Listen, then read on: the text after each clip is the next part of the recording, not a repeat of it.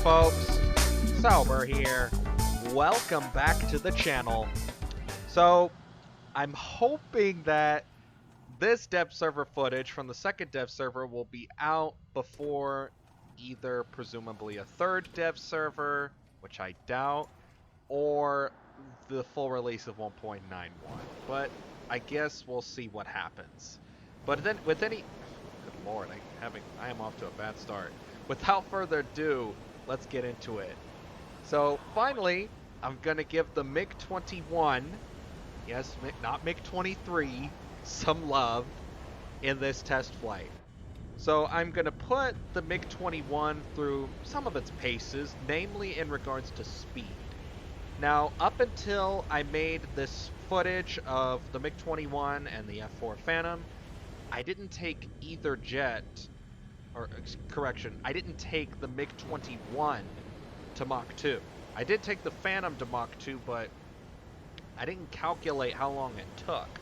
So, at some point in the video, you will see the video just speed up. But I muted the volume so you don't hear this whoosh, whoosh, whoosh, whoosh, whoosh, whoosh, whoosh, and all that nonsense.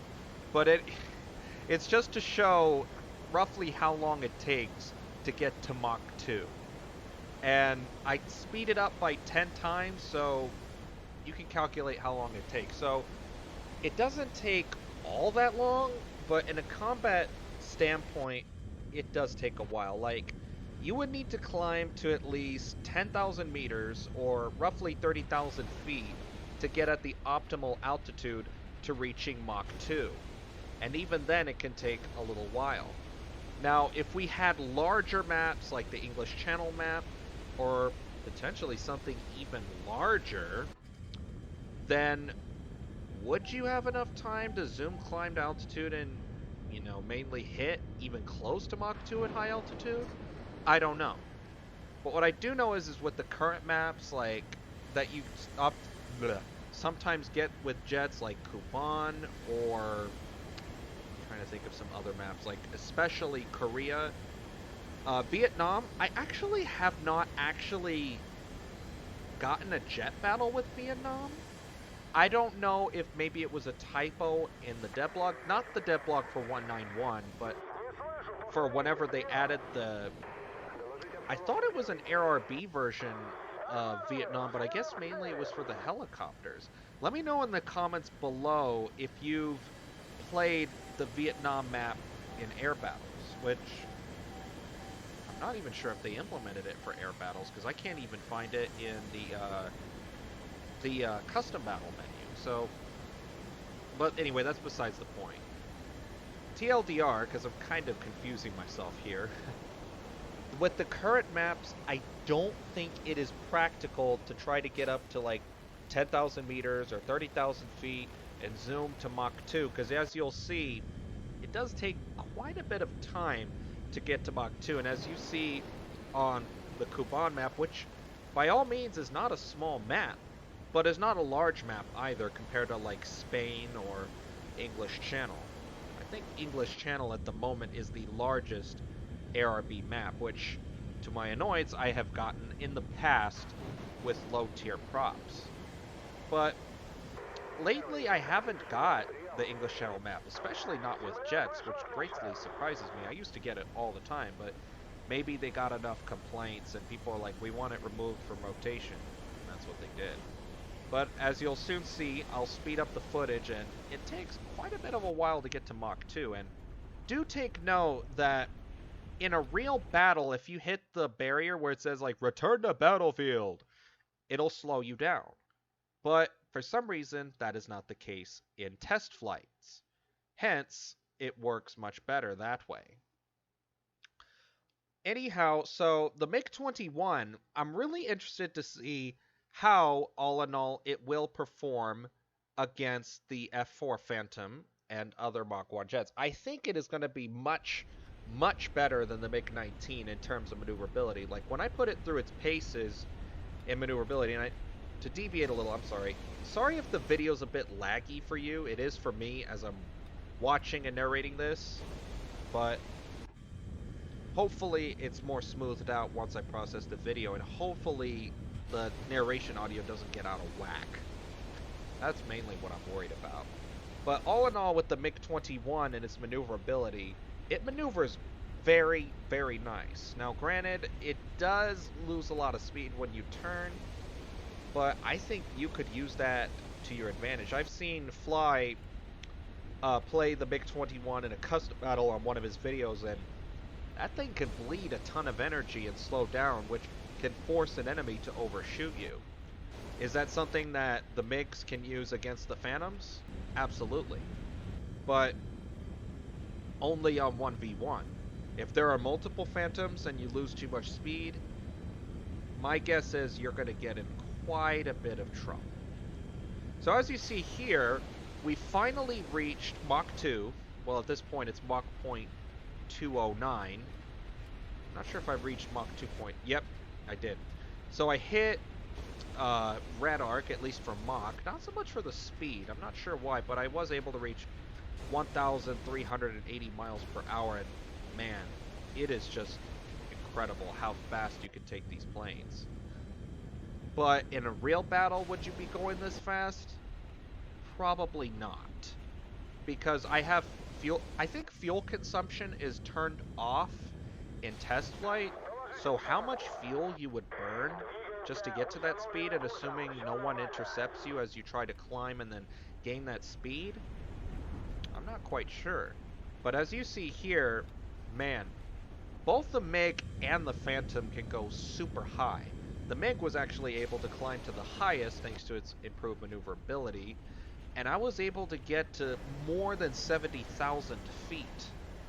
Yeah, 73,840 feet, or 22.5 kilometers max altitude to be exact. That's just incredible. And I'm really certain, I'm fairly certain that, as you saw here, I stall out ridiculously quick, and I lose like 20,000 feet worth of altitude.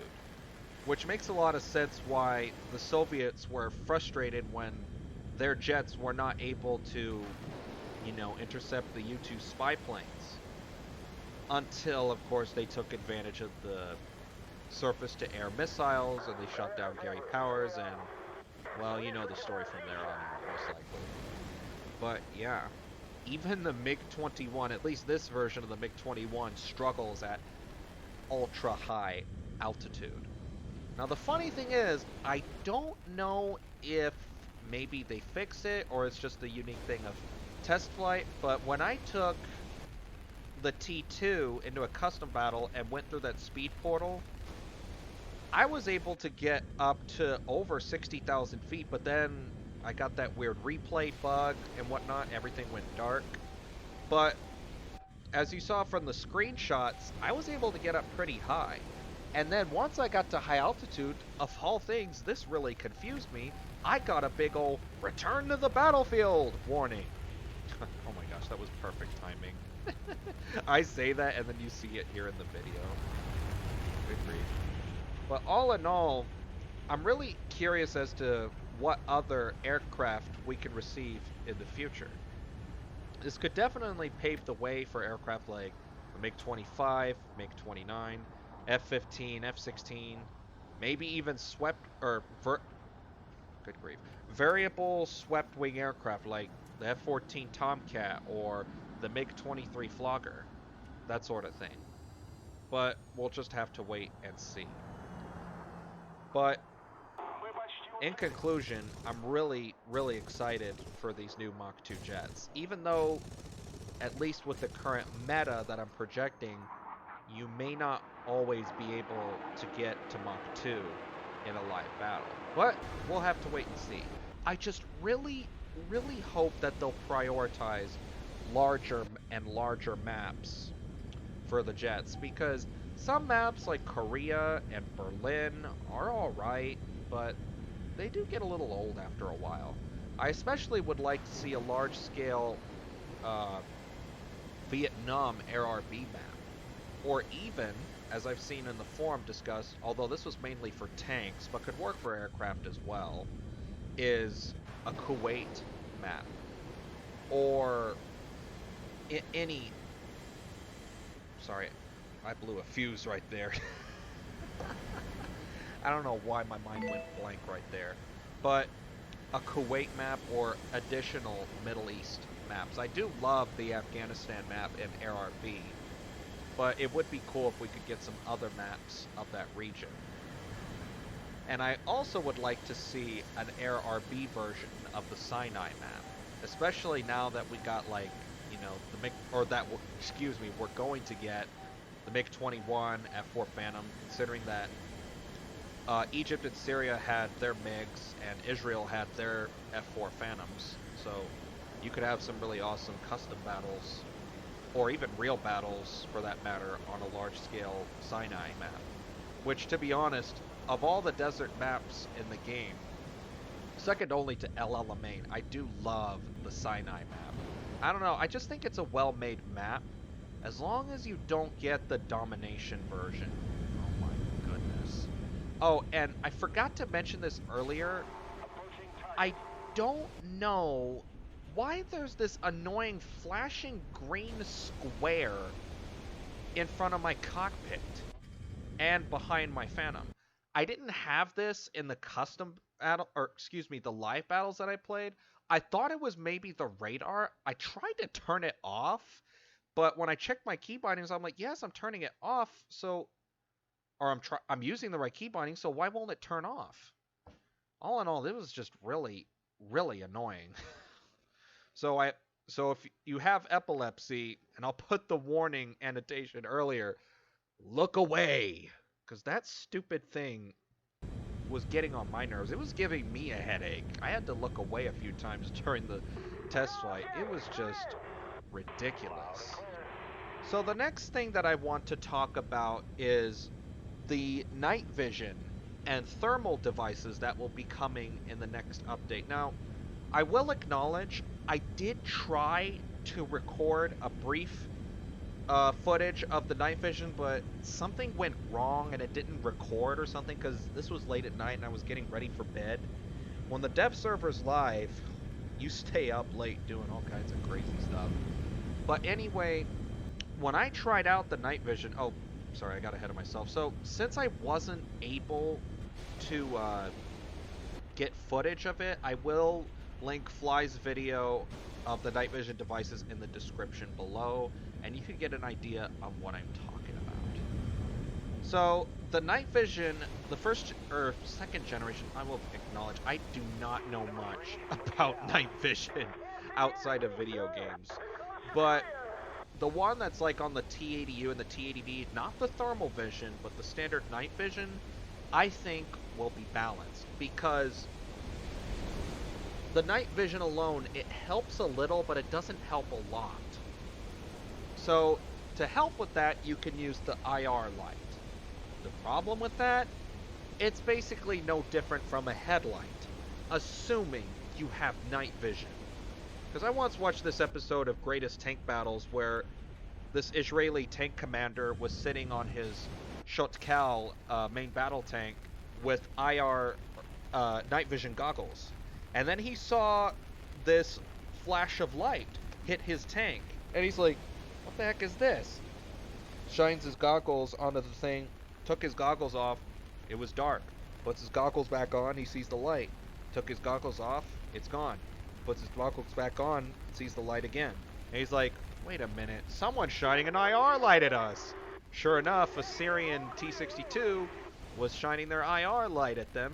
And so he told his gunner, just fire a shot in the direction of that IR light.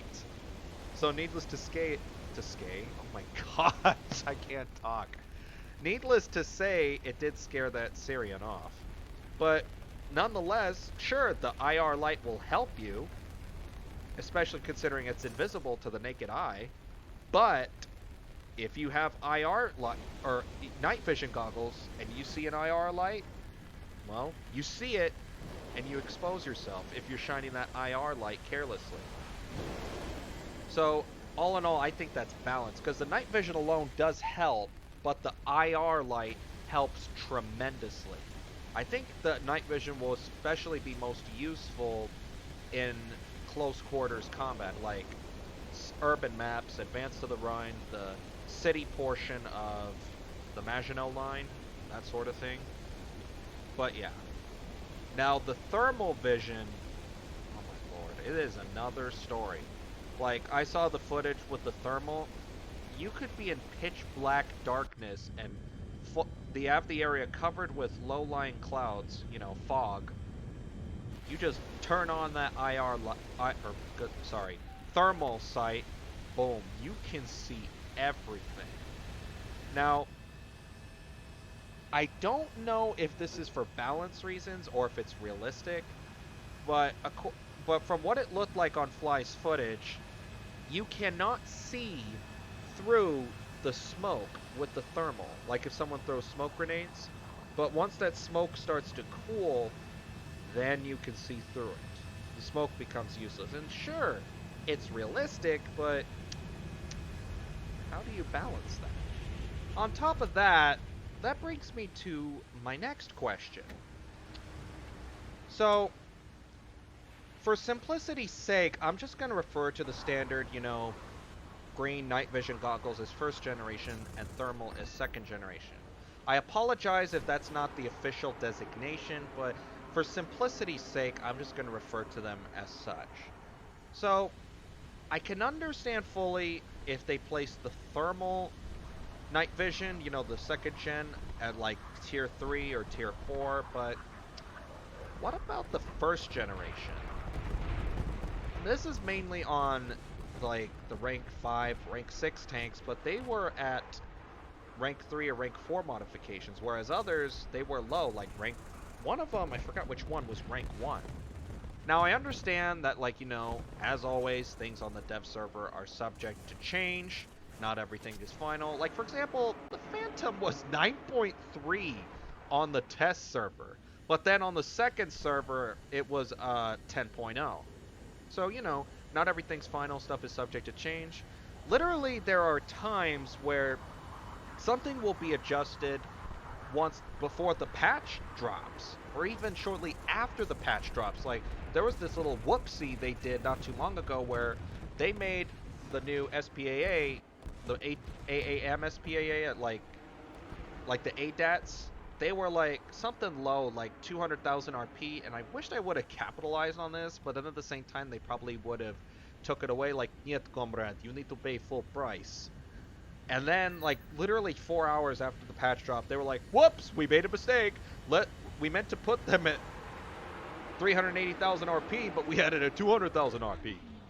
I don't know where that accent came from. But you get the idea.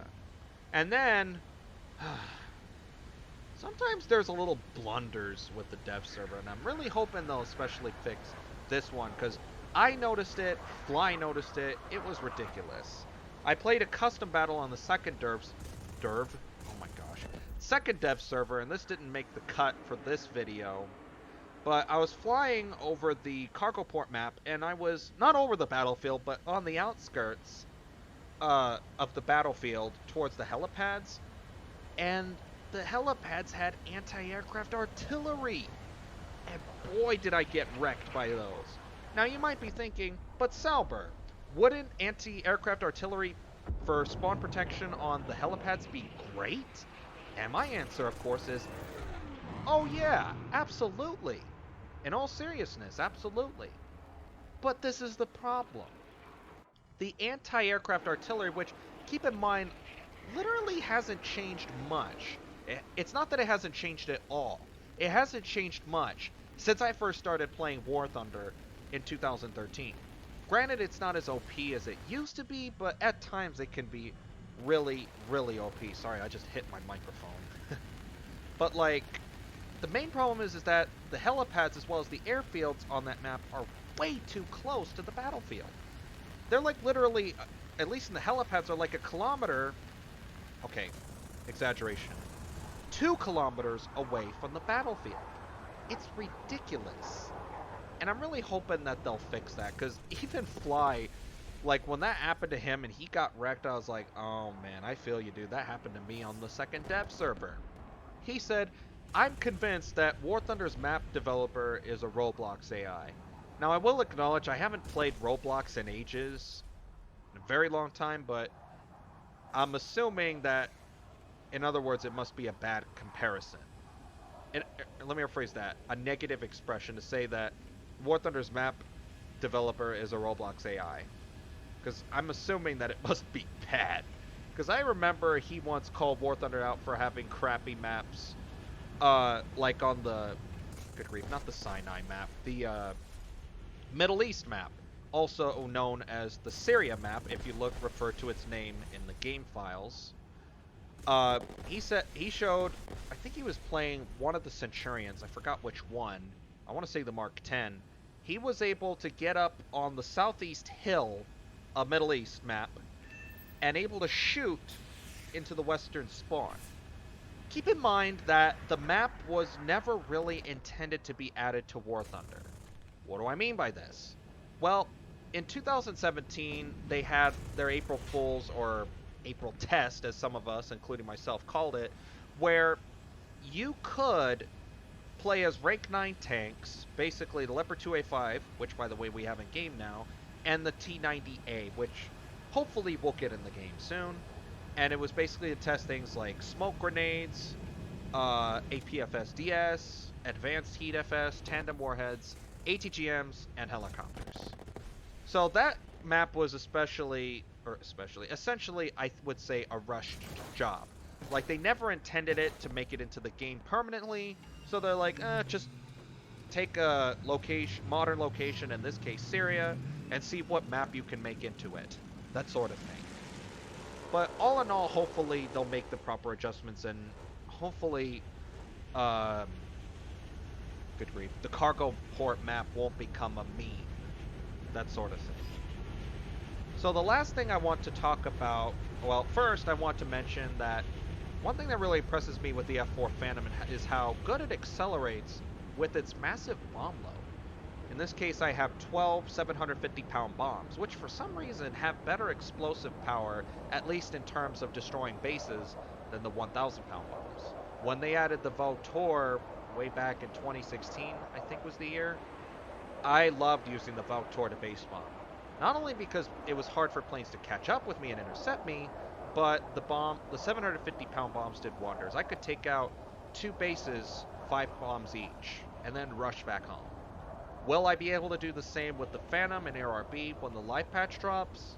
I don't know, but I look forward to experimenting with it. Okay, so the last thing I want to talk about is something I forgot. I apologize, I forgot to discuss in the last video, but I'll discuss in this video. So, some people, last year when I made the 6th anniversary video of War Thunder, some people were saying, oh, they're adding all these crazy new features because War Thunder's reaching the end of its life. I was like, what? And some people are even saying that now. Not as much as the fix the game or save the mouse thing, but it has been discussed here and there. And this is my reason behind why I don't think War Thunder's going anywhere anytime soon, for better or worse. And I want you to have feedback in the comments below, given that this is a dev server video and I get more dev server views than I do live server views. So here it goes. Let me know in the comments below if you know of any other games that have this, even if it's just a yes or no answer. How many games do you know of personally that is free to play, has massive multiplayer online, lets you play as aircraft from the 1930s to the 1970s, lets you play as tanks from the 1930s to the 2010s. Now I say 2010s, and yes, the game did crash there, so I had to re-record the replay. I say 2010s because I also take into account IFVs such as the, or armored cars such as the Japanese Type 16 tank, good lord, aka the Japanese Centauro, and then of course ships, including PT boats from X time frame to X time frame. I apologize, I don't know their time frames as much as the planes and tanks. And then also lets you play as helicopters from the 1950s to the present day, the 2010s. And then last but certainly not least, lets you play as all these vehicles in one game, including custom missions that you can make yourself with a little bit of hard work. Comments below. Yes, if you do know of any, let me know the name of the game, or if you don't, just simply say, no, I don't know of any other games. Or no, I don't think there is any other game that's like War Thunder. With that conclusion in mind, for better or worse, be it the flaws that War Thunder does have, some it's had recently, some it's had for many years, I don't think War Thunder is going anywhere. Because despite the flaws that War Thunder has, it's not a game I'm going to give up anytime soon. Especially since every 3 months there's always something to look forward to. But anyway, that is it for today's video. Thank you so much for watching. Hope you're enjoying the video so far. And I've appreciated all the support I've received during my time inactive and my time returning to YouTube. I'm not sure if I'll be able to upload a video every single week. I'm going to try every other week and see how that goes, and I'll update you from there on out. So, all in all, I appreciate your support very much. I can't say this enough. Thank you. Thank you so much for allowing me to do this. I appreciate the support, because without your support, I don't know where I'd be. But anyway, that is it for today's video. Have a great day, stay safe, and until next time, peace out.